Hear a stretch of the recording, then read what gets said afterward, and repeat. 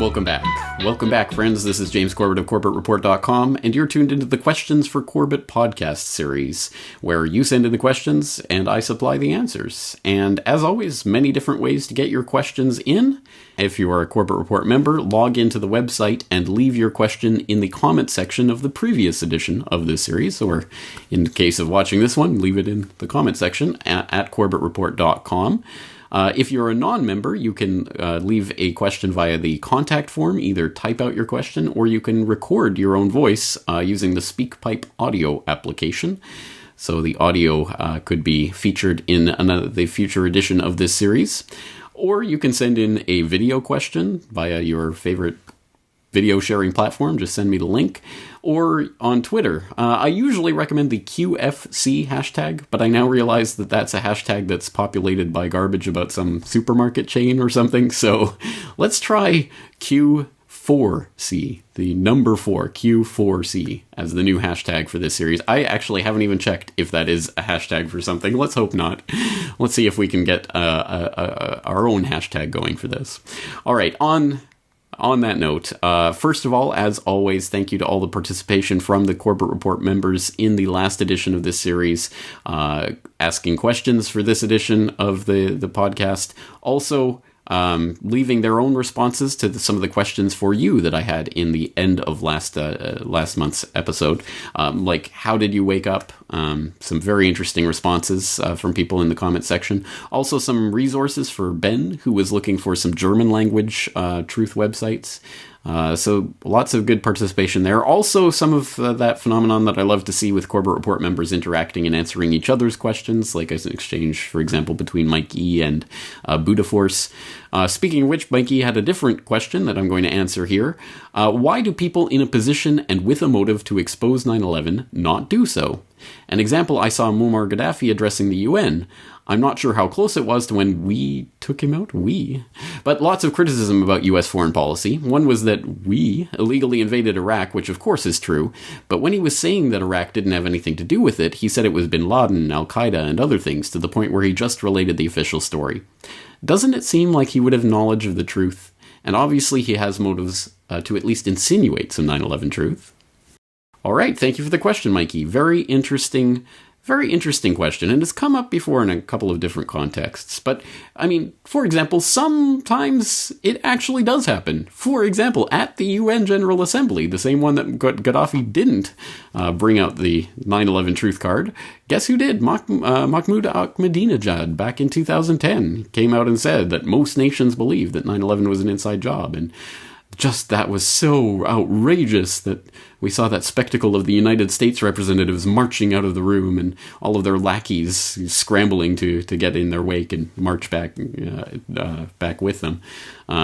Belgium and others. It's a funny scene in some ways, I suppose. But that's how that type of situation would generally be treated. This man is insane. We don't even listen to what he's saying because it's just so insane what he's saying. And of course, that was the tenor of the headlines in the establishment fake news media the next day. Ahmadinejad is barking mad and he's a lunatic and blah, blah, blah. So it really only served to further demonize Iran in the minds of, well, the fake news following Westerners. So I'm not sure that really worked to any purpose for Ahmadinejad. But your general point is well taken. Most of the time, they don't. They don't bring it up. And why not? And a good specific example of that, we talked back in interview 604 when we were talking to Sibel Edmonds. That was part 3 of the Gladio B series. We were talking about that time Ayman al-Zawahiri in the mid-1990s was picked up by the FSB, the Russian FSB, and detained for 6 months, where he had several fake passports and he had his laptop full of these documents that were related to his operations that he was undergoing at that time with the US and NATO in the Balkans, in the Caucasus. And the FSB, the official story is, they couldn't find anyone to translate these documents, and then they let him go 6 months later. They held Ayman al-Zawahiri, bin Laden's right-hand man, and probably the string puller, if you've watched my episode on Know Your Terrorists, Ayman al-Zawahiri, and they just let him go. So clearly the FSB, clearly Russia does know about the US-NATO Al-Qaeda collaboration. And they do know, obviously, again, about 9/11 and things like that, as does every intelligence agency in the world, presumably, knows at least that 9/11 certainly isn't the way it's portrayed to the public. So why don't they come forward with this? I think there are a number of different explanations that we can look at. One of which is that it's a bargaining chip. A lot of people have certain pieces of the puzzle that they could lay down on the table and expose a lot of things, and they know that the people that they're going to expose know that they know that information. So, so it's that kind of leverage. You don't want to say that because I can show this. The flip side of that is one reason why they might not play that card is because they themselves are blackmailable. It's a Mexican standoff situation, and every politician, every intelligence agency has their black operations and their dark dealings and things that they don't want exposed that other people know about. So, you're going to tell the truth about that. We're going to tell the truth about this. Oh, you want to talk about 9/11? Well, we want to talk about the Moscow apartment bombings. So there's that aspect to it as well. There's personally blackmailable people. Dominique Strauss-Kahn, for example, just because it's in my mind with Lagarde going on right now, the trial we just talked about on New World Next Week. Obviously he has all sorts of skeletons in his closet, so they can just release some of them when they need to take him down, or set him up in a sting like apparently Sarkozy did back in the day. The other possibility that springs to mind, they're in cahoots. And I think there's some aspect of that in all of this, because, again, clearly, it's a mafia game. And, of course, there really are divisions. There are different mobs or mafia bosses that want to be the Don, and they do struggle for dominance. They do jockey for position. They do rub each other out. They do try to take each other down. But they're not going to upset the apple cart itself. They don't want to completely upset everything, the order as it exists, because that's the order they're trying to take control of. So I think there has to be a strong degree of that. But again, different aspects of this play for different players in this game at different times, and we'd have to go on a case-by-case basis as to why X doesn't say Y about Z. So that's the short answer. That's part of an answer anyway. All right, let's move on to the next question. Again, from a Corbett Report member in the last edition of this series left this question. Boz says, a couple of weeks ago, well, a couple of months now, Sibel Edmonds and you talked about ties between Iran's Ayatollah Khomeini and Western deep states. Can you elaborate on the evolution of these ties after the Islamic Revolution? Did the revolution eventually have the intended outcome for the CIA and other like-minded three-letter organizations, or was the Islamist movement their best option in something that was inevitable? Is this hidden hand something that still exists today or has existed anywhere during the post-revolution period? Source and literature recommendations also very much welcome. And thank you very much for that question, Boz. And for people who don't know, yes, this is relating to a conversation I'll put in the show notes for a couple of months ago between Sibel and I about Iran and the U.S. deep state and the Islamic Revolution. But you're in luck. I have none other than Sibel Edmonds to help answer your question. Being outside Iran since 1982 and having read not as much as I used to read on Iran, I don't believe I can provide this 100% definitive expert answer. But the timing of this question in a way is very interesting, because currently Newsbud, I have a small team. We are working on this investigative story, which has taken us back to Iran-Contra, which happened in the mid 80s, and many people, at least I don't know if the person who asked this question is in the United States or not, but when the story broke and all these pieces got to be written here in the U.S., they were really extremely sanitized. And so much still is unknown to the public here in the United States. But we, for example, we got all the flight information. This is Santa Lucia Air. And then we found some of the airports here in the United States that were involved. These are the various hangars and the real arms dealers who basically do anything like mercenaries. But these flights, they took off from the United States. And the second stop for them was Belgium. And this is the heart of NATO, of course. And this is not in Brussels, but the Ostend airfield there. And from there, interestingly, these planes went to Israel. And a lot of weapons that were loaded there To make the longest story short, the people, the officials in Iran that worked very closely with the Americans and with the Israelis, okay? With the Israelis, a lot of them are still around. Like one key figure is Ayatollah Rafsanjani. And if you look at Ayatollah Rafsanjani's wealth, and where he has been keeping this wealth. His wealth, they're not in Iran. They're not, it's not residing somewhere in some bank in Iran in Iranian currency, which is based on the inflation rate they have, it just doesn't worth anything. But his accounts have always been in the United Kingdom. They've been in banks in London. Nobody has ever, frozen. And it's not Switzerland. I mean, this is United Kingdom. And their kids, as they finish high school, they send them to countries like the United Kingdom or Switzerland or the United States to get educated. So to the best of my knowledge, based on my previous, gathered information, and from everything I have seen in the 80s, I would answer that yes, it's very similar to places like Saudi Arabia. For example, when you look at these Saudi prince and kings and all the stuff, they are talking so tough about Israel, because, they're Wahhabis and Israel is evil. That is to keep the people contained, because that's what people want to hear there. The same thing is true with Assad in Syria.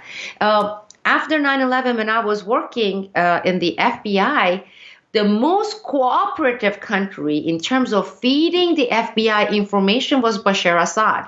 It was amazing. I mean, this guy went beyond of even any pressure point to give the United States. But yet, when they go about rhetoric in their countries, same thing with Erdogan in Turkey and Israel. The rhetoric is, in especially Muslim countries, is to keep the public happy, contained, and pacified. You have to give them rhetoric that they want to hear. They want to see that you're anti-Israel and the great Satan, United States, and the Western, capitalism. But what they do in practice behind the scene is the same kind of diplomacy we are seeing all over the world, meaning, oh, absolutely. Absolutely, they still have ties, they have negotiations, they have even commerce relations, In fact, Israel profited so much more because Iranians said, even when I was in Iran, they said, we never going to import anything from Israel. It's like horrible Zionists, etc. So what was happening was, it was very interesting. Israel would send their eggs because Iran was importing eggs, okay, dairy, etc. from all over the world. They would send it to, let's say, a country like Turkey. And then from Turkey, it would go to Iran. So the consumer would be paying 2.5, 3 times the price. And the beneficiary, of course, Turkey benefited too because they had their cuts, would be Israel. So they did engage in commerce with Israel. They just made it more expensive for the consumers in Iran. The same thing when the negotiations were on its way with OPEC deal and everything. Behind the scene, a lot of cozy relationship, a lot of talk that happens. And in some cases, the United States blacklisting Iran makes the regime, the current regime in Iran, even more popular and last. So, for example, James and I had this discussion that came up within the context of that discussion we had about Iran was, why in the world would the CIA release this document saying that Iran and U.S. had cozy relationship? The United States knows one of the fastest ways to get rid of the current regime in Iran is to start making public all the relationship it has with the mullahs. The mullahs will be, and there will be a revolution, there would be protest. So in some ways, the United States and the Western countries are also going with this tango by saying Iran is evil and is axis of evil. Doing that like what George W. Bush did, the axis of evil, and one of them is Iran, would ground and make the popularity and ingrain the current regime, make it much more powerful. Same thing with the Saudi Arabia, We can't United States because Saudi Arabia is U.S. puppet and it's an Israel puppet, but they have to maintain the appearances. And the appearances maintenance is benefit to both sides, Western countries, Israel as well, and Iran. So my short answer would be, I suspect yes. lots of, ties in terms of commerce, even weapon sales, importing it into Iran, things with technology, and also with the, behind the scene diplomacy. It is not this, oh, we don't talk to Iran, or Iran says, oh, those evil satanic people. That's not the case. And if and when some revolution happens in Iran, or a regime change, or even if it happens, hopefully democratically, you're going to see if some of these people have to run away from Iran, they're not going to go to Cuba. They are not going to go to Saudi Arabia. You're going to see the same hotbeds. You're going to see London. You're going to see New York. You're going to see Miami. That's where their wealth is. That's where they're going to go. That's where they're going to be harbored. All right, thank you for that question, Boz, and I think we'll leave that there. But let's move on to the next question, again from another Corbett Report member in the comment section of the last edition of this series, this time Craig.J, who writes, question for Corbett. I am really confused by the climate debate. I understand the university types are only looking after their careers, and so dissent is virtually non-existent, but it's hard to believe so few have the balls to tell the truth. Is it because it's so hard to find evidence to refute, or what is it? Also, it troubles me that big losers in climate change is the fossil fuel industry, which have gone out of their way to obfuscate and derail climate research. Why would they spend billions on counter-propaganda if it were all a hoax? All right, thank you for the question, Craig.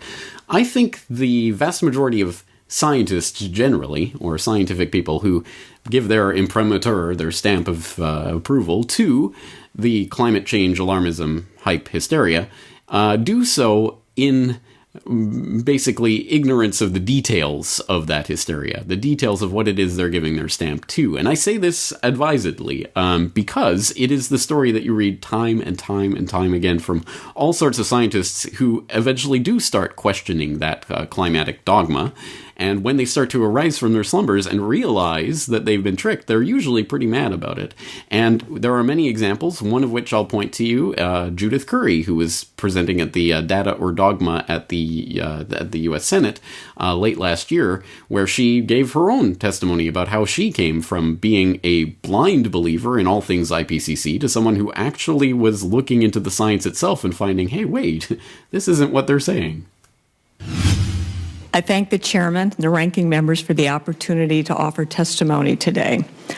Prior to 2009, I felt that supporting the IPCC consensus on climate change was a responsible thing to do. I bought into the argument, don't trust what one scientist says, trust what an international team of 1,000 scientists has said after years of careful deliberation. That all changed for me in November 2009 following the leaked ClimateGate emails that illustrated the sausage making and even bullying that went into building the consensus. I started speaking out, saying that scientists needed to do better at making the data and supporting information publicly available, being more transparent about how they reach conclusions, doing a better job of assessing uncertainties, and actively engaging with scientists having minority perspectives. The response of my colleagues to this is summed up by the title of a 2010 article in the Scientific American. Climate heretic Judith Curry turns on her colleagues. I came to the growing realization that I had fallen into the trap of groupthink. I had accepted the consensus based on second-order evidence, the assertion that a consensus existed. That's right, you will be called a heretic by this religious cult if you so much as dare to actually try to listen to some of the criticisms that have been leveled at this unquestionable religious dogma. It's absolutely insane to think that a scientific community is acting this way, and where there's smoke, there's fire, as people like Judith Curry and many other scientists have found when they've actually investigated this. So that explains, I think, a lot of the people on the very periphery of this issue, people who have credentials and are scientists in some field, who just understand, well, you know, obviously this is a scientific endeavor and, oh, it's the best peer-reviewed science, so it must be good, without looking into it themselves. But clearly there are people on the inside of this who are doing this work and who are engaged with this data and still believe. I think, again, I think for the most part, I don't think there are very, very many people who are involved in conscious manipulative deception here. I think that a lot of people really do believe it, and they will do those kinds of Ash conformity experiment pretzel twists to make themselves believe what they need to believe. In part, as you already, I think, said in the question, because of their already pre-existing commitment to this. This is what their career, their reputation, their life's work is based on. Therefore, it must be true. And there have been some startling examples of exactly that mentality that have been in plain black and white explained to us in so many words. And in fact, I'm writing an article right now about a scientist. One of his pieces of information was that the world's warmed by 1 degree Fahrenheit or 0.6 degrees Celsius in the last 130 years. Well, he's refusing to disclose how he came up with that number.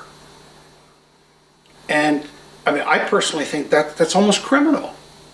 If you are, what are you hiding? If it's just numbers, what's the problem? And he actually wrote an email to Warwick Hughes, the Australian researcher, said, how did you get this number? And he said, why should I share that with you? It took 25 years of my work, and all you want to do is find fault with it. That's a scary comment coming from a scientist. He's still blocking it, by the way. He's using the UK Met Office to claim that there's confidentiality. Yes, no, you can't make that up. That is an actual, real, direct quote from an email that was sent to Warwick Hughes on February 21st, 2005. Quote, "We have 25 or so years invested in the work. Why should I make the data available to you when your aim is to try and find something wrong with it?" End quote. Yes, a scientist said that. Not just any scientist. Want to guess who that was who wrote that email? Phil Jones of the Climactic Research Unit of the East Anglia University. Why does that ring? Oh, that's right, because a few years later, ClimateGate. And we got to see the inside details of their deliberations, including the fact that, yes, they literally broke the law in trying to hide this data from the public, and the only reason they weren't prosecuted is because of statute of limitations. Amazing, incredible stuff that's being done on the scientific side of things by people who not only should know better, but do know better, and are doing it because they have 25 years invested in this work. Why should I make it available to you? So that's the scientific side of this. But the other side that you raise is the big one, because everyone will, or 99.9% of people, if you go out on the street and take a poll, will say, absolutely, yeah, of course. I mean, there's climate science, and then there's this climate quackery of people who question that, who are all funded by big oil. I have yet to receive a paycheck, but anyway. And that's how it lines up. As you say in that question, Craig, billions are invested in this counter-propaganda. Actually, I might need a citation on that one. When you really start peeling back the layers of this, it's not very difficult, and you find it is the exact opposite of what we've been taught. I'll throw in some links here. Here's a link to a long list of warmist art organizations scientists haul in huge money from big oil and heavy industry that mentions such things as the Climate Research Unit, taking money and grants from BP in their Arctic marginal seas exploration operations. The Sierra Club with taking money from Aubrey McClendon, CEO of Chesapeake Energy. The Delhi Sustainable Research Development getting money from Rockefeller Foundation and Oil and Natural Gas Corporation of India. The Berkeley Earth Surface Temperature Team getting money from the Kochs and the Ann and Gordon Getty Foundation. The 350.org getting money from the Rockefeller Brothers Funds, the the Union of Concerned Scientists getting money from Chevron and BP Amoco and others, Climate Institute getting money from American Gas Foundation, the Rockefeller Brothers Fund, Shell Foundation. The list goes on and on and on and on. Another one that came out recently was a very interesting story about Inside Climate News that was trying to spread this Exxon New hashtag, talking about a scandal that quickly imploded on itself. They have deep ties to the Rockefeller Brothers Fund, including a publisher who was a consultant for the Rockefeller Brothers Fund, but insisted they had no editorial ties to Rockefeller. Rockefellers had nothing to do with what we... Oh, wait. Rockefellers promised access to publisher of Inside Climate News emails show. The World Wildlife Foundation, deep, intimate historical ties to Shell Oil. Of course, WWF founded by Prince Bernhard of the Royal Dutch Shell family. Sorry, that's the Royal Dutch family. Etc. On and on and on and on. Let's give it a specific example from an article, There's Big Money in Global Warming Alarmism. Quote, yes, oil giants aren't foolish. They want to benefit and also don't want to suffer from the mania that surrounds all things climate change. Their activities are often mercenary. Oil companies will and do fund research that casts a bad light on coal, its main competitor, in hopes of lessening competition, but also in expectation of securing peace with activist groups. For instance, ExxonMobil recently pledged to give Stanford University up to $100 million in grant money over 10 years to support climate and energy research. Etc., etc. Shell Oil, since 1999, handed out $8.5 million in environmental grants. Like ExxonMobil, many grants flowed to the National Fish and Wildlife Foundation, but $1.2 million went to the Nature Conservancy. The remainder was spread to several different environmentally minded groups. According to the Washington Times, British Petroleum regularly gave to several environmental groups such as Nature Conservancy, the World Wildlife Fund, the World Resources Institute, various branches of the Audubon Society, the Wildlife Habitat Council.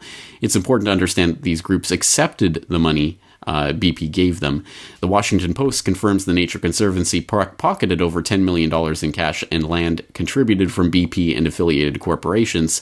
Joanne Nova has documented the massive amount of money pouring from government into the pockets of individuals and groups associated with the environment.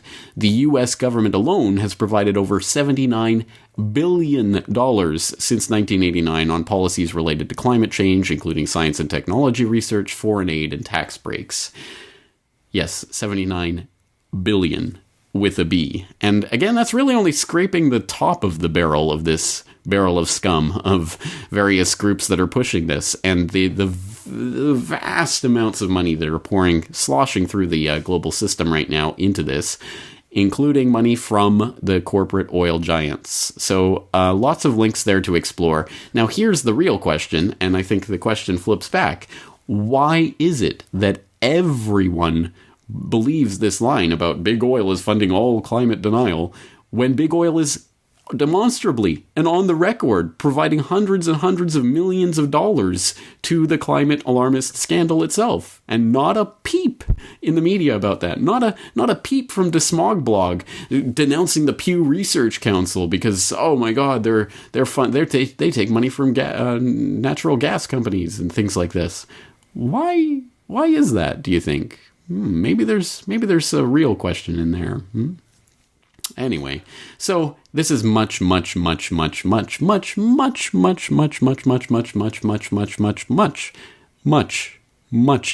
and different than is ever presented in the establishment fake news. And again, I think there's a reason for that. Obviously, much more on this to come. Stay tuned. Next, let's move along to another question from a Corbett Report member, Voice of Araby, who left this comment on the last edition of the series. It appears to me that the golden age of movies like 2001, Eyes Wide Shut, Being There, etc., was between 1960 and 1990. Has that type of have those creative people stopped being able to produce such movies, or are they out there, but we have not figured them out yet? Or was it a generation of creative people that no longer exists? All right, thank you for the question, Voice of Araby. I get what you're articulating here. I think there's a few different factors that go into this. One is that, to a certain extent, we may have certain fondness for a certain era of media that we consumed at a certain age in our lives that, everyone loves the band that they fell in love with when they were 15 years old or whatever, and will till the day they die. And most people, by the time they hit their 30s or 40s or 50s, stop listening to this newfangled music that's all just noise. It's not necessarily because objectively there is no such thing as good music or good movies anymore, to a certain extent. I mean, that is just the, our own biases.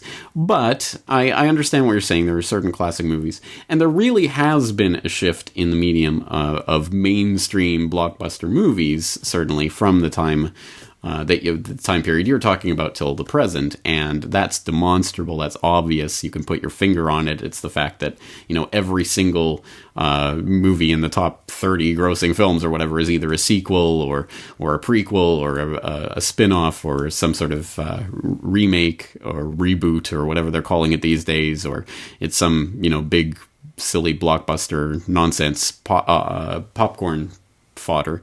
Why has it changed so dramatically, and why is there really very little space for anything original in Hollywood anymore?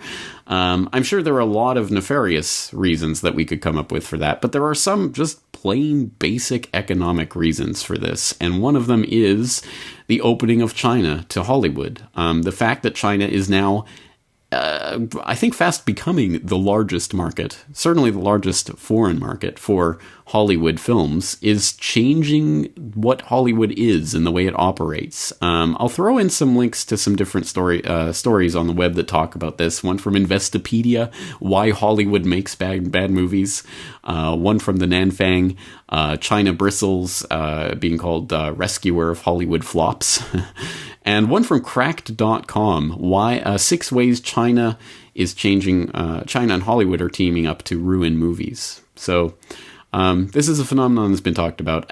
Again, I don't think there's it's not like there's less creative people now than there were 50 years ago. It's just that those creative people aren't given the space to do this. And I've seen this mentioned in all sorts of interviews with independent filmmakers who will never, ever, ever get a kick at the can of some big $300 million Hollywood, vehicle, or even to get the space to have one of those, $30 million movies that would have been made 20 or 30 years ago and would have done fairly well.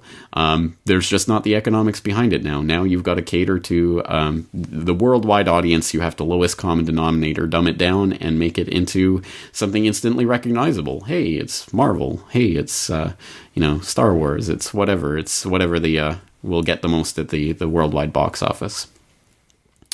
All right, let's move on to and open the mailbag from some questions that came in from outside. We have a couple of questions. One from Gabriella.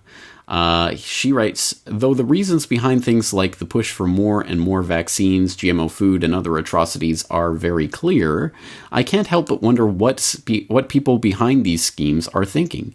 Do they really think they can shield themselves from the negative consequences?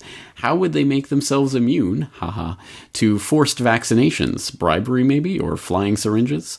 How would they protect themselves from any of the myriad potential disasters that could be brought about by synthetic biology, or from a potential global nuclear war? Would they seclude themselves in underground bunkers, move to Mars, upload their brilliant minds to a supercomputer, and merge with trillions of others to create a sort of heaven? Paraphrasing Nick Bostrom. Do they not care to sacrifice themselves in the name of what they view as something larger and worthy? Are they too stupid?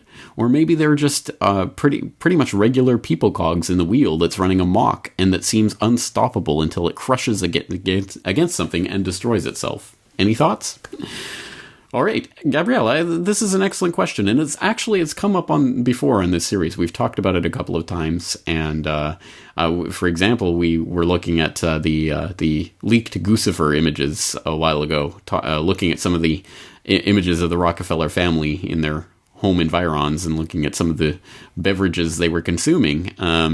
So I guess there's there's different ways to look at this. I mean, for one, we have to understand that the conspiracy, if there is the conspiracy, it is not monolithic. There is not a singular group with a singular goal run by a singular person, all following a singular agenda that all know every part of that agenda and are following it in lockstep.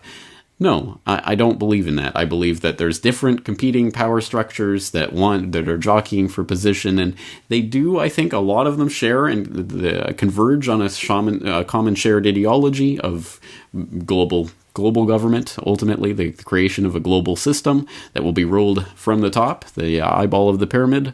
But again, I think there's different people involved in that for different reasons at different levels. There's different strata here, different rings, and some the rings interlock and some of them don't. And so different people have different perspectives on this. And I'm sure some of them are motivated simply by money. Some of them are just in it for power or whatever comes with that, or some of it in it for completely different reasons. But I think, again, so keeping that in mind and keeping in mind that there are different people at different levels, we can clearly see that I think there are people involved in this who genuinely do believe, again, what they're told about GMO food or whatever the case is, the vaccinations. You'll see, I mean, we've talked about it before. Again, you'll see a congressional hearing on Capitol Hill, and you'll see some Congress critter with their Diet Coke in front of them, sipping from it. Again, I don't think they know. I don't think they're on that level of understanding of this type of thing. So, there's all sorts of people in the layers of this functioning of this monstrosity that don't really understand what it is they're participating in, at least not at all of the different levels. And then we do know, for those who are involved in the levels that they do know about things like this, we know that there are get-out-of-jail-free license plates. Remember when that was revealed, where there are certain license plates, I believe in California, I'll put the link in the show notes so you can verify that, where if you have a certain license plate and the cops run it through and they see, oh, this guy, you don't pull this guy over. That really exists. That really exists. They really do have special different systems for that. There's VIP vaccination schedules for the very important politicians who we can't afford to actually be sick. They get their own doctors with their own healthcare. Remember back in the swine flu when Chancellor Merkel and others were given special shots that, because they're special people. This isn't for you guys, you swine. You talk about underground bunkers, kind of laughing about them, but they actually exist. There really are underground bunkers. We know this. Again, these are the things that we know really do exist, and these really are things that ways that these people who like to think of themselves as elite can get around the obstacles that they put in our way, because of course this is not a fair playing field. So that really does exist. So again, I think there are a lot of people who are involved in the functioning of the apparatus of this machine that are being crushed by the machine and don't even know it. But there are other people in positions to know who got that sort of get out of jail free card in whatever sense that is, or at least they think they do. And maybe they're being played by people on higher levels of this game. I think that exists as well. And so, it's rings within rings. All right, let's move on to another email question from Jill, who writes, are you concerned about being on the list as the powers that shouldn't be begin their crackdown on the web? What will you do if and when they try to censor your work? All right, excellent question. This is, in a sense, a question I've been writing and talking about for years and years now in different forms. I've been talking about when and if this free and open internet as we know it today doesn't exist, what are you going to do? And I am currently working on actual ways to make the Corbett Report at least more censorship resistant, hopefully, in the new year. But in the meantime, I think something that I've been propounding for years and years and years and years is when and if there is important information, you need a physical copy of it, a real, tangible, physical copy that you can hold in your hand and carry around of that information. That's one way that, it is censorable ultimately if they come and confiscate it, but it's much harder to do. I mean, with the web, it's a flick of the switch if you want to censor a piece of information, or it's increasingly becoming that. When it's actually physically printed, it's much harder and it involves physical destruction. So that is a good backup and something that we should all have of important information. So on that note, I want to announce that from now until December 25th, until Christmas of 2016, I'm going to be putting all of my data DVDs at 25% off. And for just as a reminder, the data DVDs represent for each year of the Corbett Report all of the podcasts, all of the interviews, all the videos, all the articles, absolutely every piece of media that I put out in that year is on each disc. The caveat being I'm only up to 2011 so far. So there's a 2007-2008 disc, there's a 2009 disc, a 2010 disc, and a 2011 disc. From now until Christmas, every single one of those discs 25% off. Just use the coupon code Christmas25 when you are checking out in the DVD store on CorbettReport.com. So the link will be in as well as the coupon code in the show notes for this, so that you can get 25% off and get these, because that really does represent entire years of this website and all of the work that went into that on these data DVDs. And yes, I will be updating the series and releasing the rest next year. So that is part of the censorship resistance of the Corbett Report as we spring into operation here. But in the meantime, please do get those data DVDs, and let's start thinking of other ways that we can become more censorship resistant. Again, I'm working on some other things, but we'll talk more on that later. All right, it is getting very late in Japan, as you may have noticed if you're watching the video version of this. So I'm going to start wrapping things up at this point. Sorry for all of the people whose questions I didn't get to. But as always, let me throw a question back at you so that you guys have something to think about. I thought this was an interesting question I received from Robert, who wrote, if you were suddenly king of the planet and you could wipe all current monetary systems, perpetrators, shenanigans, and attached appendages completely off the table, what would be the foundational premises that you would use to establish the most simple, workable, honest, and sustainable new monetary system? That's a very good question. I'm very interested in your answers. Have at it, folks. All right, and finally, in a tradition that we used to have way back on this series, I'm going to throw in a nice little email that I got. That's the kind of thing that I love to hear and I love to share, because it, I think, shows the power of this type of work and what it can accomplish. This is from Luke, who emailed me a couple of days ago to say, I've been a huge fan of the Corbett Report for a couple years now, and I just feel the need to tell you that you've inspired me to make my own media. I'm an 18-year-old senior in high school, and for the longest time I had no clue what I wanted to do. From an early age, I always knew that I wanted to create things that other people could enjoy. I didn't know exactly what I wanted to do, but I knew I wanted to do something unique and different. At first, I thought I wanted to be a novelist. Not long after that, I thought it might be the entertainment industry that was my calling. I went through a variety of phases, but none of them stuck. That is, until I found you and others in the alternative media. Almost instantly after discovering the message of liberty and learning the truth about history and world events, I knew I'd found my place. You've been my favorite source of both information and entertainment since I found you, and I realized I wanted to be to others what you've been to me. For the longest time, I would watch your videos and think how awesome it would be to make videos like yours. I would always make excuses and come up with reasons why I wasn't capable of doing so. Then I watched the podcast where you talk with Brock about making your own media. Suddenly I realized that you guys are just normal guys who, like me, who took it upon themselves to share with others what you've learned. I decided that I would quit making excuses and go for it. I've been making videos for the past 6 months or so and really feel like I've found my purpose, as cliche as that sounds.